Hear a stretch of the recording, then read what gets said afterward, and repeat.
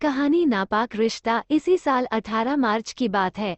शाम का समय था, करीब 6, 6:30 बज रहे थे। छत्तीसगढ़ के शहर बिलासपुर में रहने वाली सरिता श्रीवास्तव मंदिर जाने की तैयारी कर रही थी। बेटा ओम प्रखर घर पर अपने कमरे में पढ़ रहा था। इसी दौरान डोर बेल बजी। सरिता ने बाहर आकर गेट खोला। गेट पर 25-30 साल की एक युवती खड़ी थी। सरिता ने युवती की ओर देखकर सवाल किया, हाँ जी, बताओ क्या काम है। युवती ने अपने दोनों हाथ जोड़कर सरिता से कहा, मैम नमस्ते, ओम घर पर है क्या? हाँ, ओम घर पर ही है। सरिता ने युवती को जवाब देकर सवाल किया, आपको उससे क्या काम है? मैम, मेरा नाम आराधना एक्का है। मैं ओम के स्कूल में टीचर हूँ।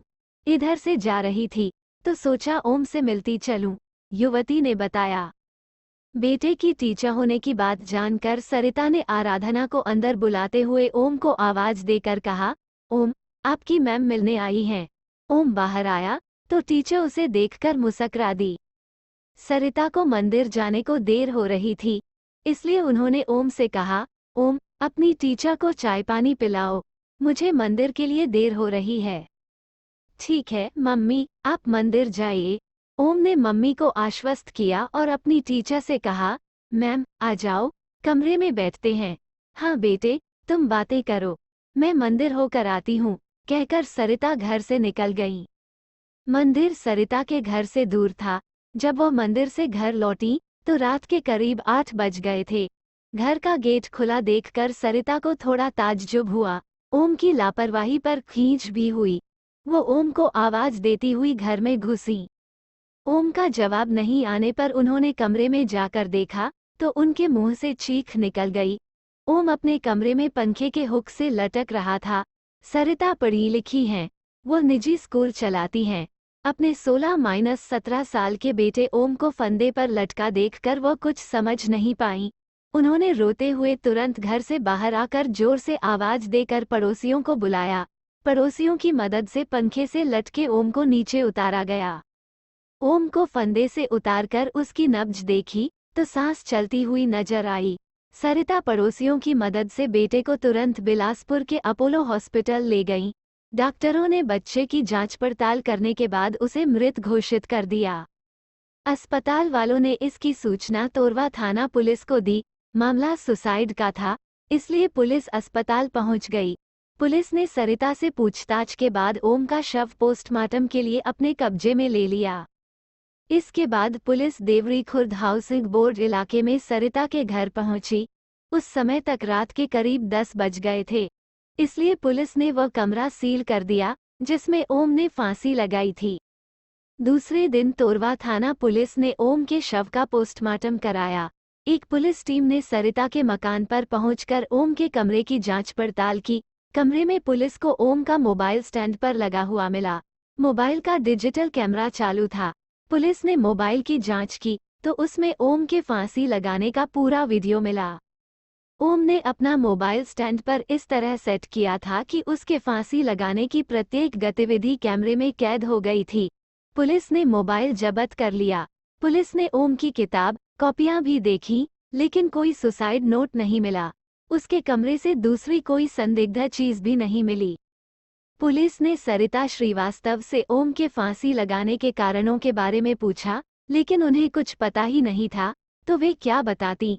उन्होंने मंदिर जाने से पहले ओम की टीचर आराधना के घर आने और मंदिर से वापस घर आने तक का सारा वाकया पुलिस को बता दिया। लेकिन इससे ओम के आत्महत्या करने के कारणों का पता नहीं चला। तोरवा थाना पुलिस ने ओम की आत्महत्या का मामला दर्ज कर लिया। जब्त किए उसके मोबाइल पर कुछ चीजों में लॉक लगा हुआ था। मोबाइल का लॉक खुलवाने के लिए उसे साइबर सेल में भेज दिया गया। पुलिस जांच पड़ताल में जुट गई, लेकिन ये बात समझ नहीं आ रही थी कि ओम ने सुसाइड क्यों किया और सुसाइड का वीडियो क्यों बनाया। ओम प्रखर एक निजी स्कूल में 12वीं कक्षा में पढ़ता था। इसके साथ ही एक इंस्टीट्यूट में कोचिंग भी कर रहा था। ओम सरिता का इकलौता बेटा था। पति सुनील कुमार से अनबन होने के कारण सरिता बेटे के साथ घर में अकेली रहती थी। सरिता परिजात स्कूल की प्राचार्य थी। ये स्कूल वो खुद चलाती थी। पुलिस ओम के सुसाइड मामले की जांच पड़ताल कर रही थी, इसी बीच उसके कुछ दोस्तों के मोबाइल पर डिजिटल फॉर्मेट में कुछ सुसाइड नोट पहुंचे। पता चलने पर पुलिस ने ये सुसाइड नोट जब्त कर लिए। इन सुसाइड नोट में ओम ने कई तरह की बातें लिखी थीं, जिनमें वह जीने की इच्छा जाहिर कर रहा था और अपने व अपनों के लिए कुछ करने की बात भी कह रहा था। सुसाइड नोट में ओम ने किसी लड़की का जिक्र करते हुए लिखा था कि वो उसका मोबाइल नंबर कभी ब्लॉक तो कभी अनब्लॉक कर देती है। उसने सुसाइड नोट में अपनी मौत से उसे दर्द पहुंचाने की बात भी लिखी थी। ये सुसाइड नोट सामने आने से पुलिस को यह आभास हो गया कि यह मामला प्रेम प्रसंग का हो सकता है, इसलिए पुलिस ने सुसाइड नोट के आधार पर जांच आगे बढ़ाई। इस दौरान ओम के दोस्तों के पास उसके सुसाइड से जुड़े मैसेज आते रहे। जांच में पता चला कि ओम ने सुसाइड से पहले मोबाइल में 2-3 सुसाइड नोट रिकॉर्ड किए थे। इसके अलावा कुछ अन्य मैसेज भी लिखे थे। ये मैसेज और सुसाइड नोट दोस्तों को अलग-अलग समय पर मिले, इसके लिए उसने टाइम सेट किया था। टाइम सेट किए जाने के कारण ही ओम के दोस्तों को उसके सुसाइड नोट और मैसेज अलग-अलग समय पर मिले।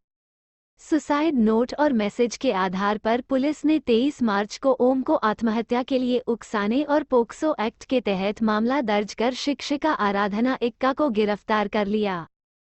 पुलिस की ओर से एकत्र किए सबूतों के आधार पर जो कहानी सामने आई है, वो 16-17 साल के किशोर ओम प्रखर को उसकी टीचर आराधना एक्का द्वारा अपने प्रेमजाल में फंसाने और उसका दैहिक शोषण करने की कहानी थी। 30 साल की आराधना एक्का बिलासपुर के सरकंडा इलाके में एक निजी स्कूल में केमिस्ट्री की टीचर थी। ओम भी इसी स्कूल में 12वीं कक्षा में पढ़ता था। ओम अपनी क्लास का होशियार विद्यार्थी था। पढ़ाते पढ़ाते आराधना का झुकाव ओम की ओर होने लगा। वह गुरु शिष्य का रिश्ता भूलकर ओम को प्यार करने लगी। आराधना ने ओम का मोबाइल नंबर भी ले लिया।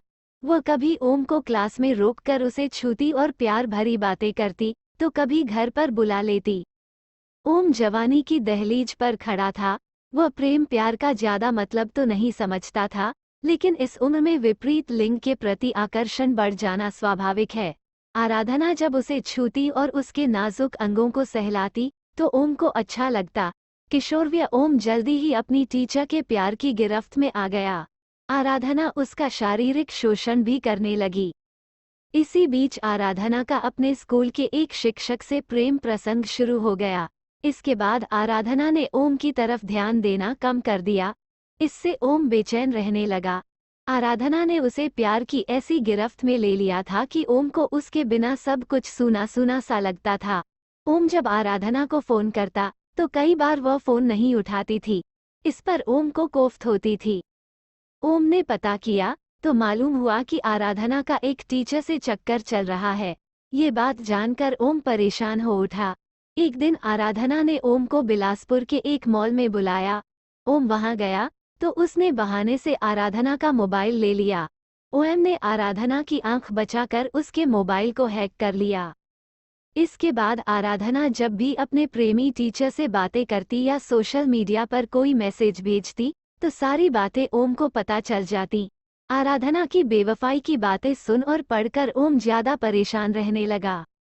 18 मार्च को आराधना जब ओम के घर आई, तब उसकी मम्मी सरिता श्रीवास्तव मंदिर जा रही थी। मां के मंदिर जाने के बाद ओम ने आराधना से उसकी बेवफाई के बारे में पूछा, तो आराधना ने उसे फटकार दिया और अपनी मनमर्जी की मालिक होने की बात कहते हुए चली गई। आराधना की बातों से किशोरवय ओम के दिल को गहरी ठेस पहुंची। नासमझी में उसने सुसाइड करने का फैसला कर लिया। उसने किसी खास ऐप की मदद से कोड लैंग्वेज में कुछ सुसाइड नोट लिखे। एक दो सुसाइड नोट उसने हिंदी में भी लिखे। ये सुसाइड नोट लिखकर उसने टाइम सेट कर दिया और अपने दोस्तों को भेज दिए। इसके बाद घर में अकेले ओम ने एक रस्सी से फांसी का फंदा बनाया और कमरे में लगे पंखे से लटक कर अपनी जीवन लीला समाप्त कर ली। सुसाइड नोट के टाइम सेट किए जाने के कारण ओम के दोस्तों को उसके सुसाइड नोट अलग-अलग तय समय पर मिले। दोस्तों को सुसाइड नोट मिलने पर ओम के सुसाइड करने के कारणों का पता चला। पुलिस ने ओम के मोबाइल का लॉक खुलवाकर जांच पड़ताल की, तो उसमें कोड वर्ड में लिखा सुसाइड नोट मिला। पुलिस ने साइबर विशेषज्ञों की मदद से सुसाइड नोट के कोड वर्ड को डिकोड कराया। सुसाइड नोट में आराधना के लिए एक जगह लिखा था कि उसे पता था कि मैं बेस्ट हूँ, लेकिन उसने मुझे बर्बाद कर दिया। मैं जिंदा रहना चाहता हूँ, अपने लिए, अपने घर वालों के लिए, जो मुझसे प्यार करते हैं, उनके लिए बहुत कुछ करना चाहता हूँ।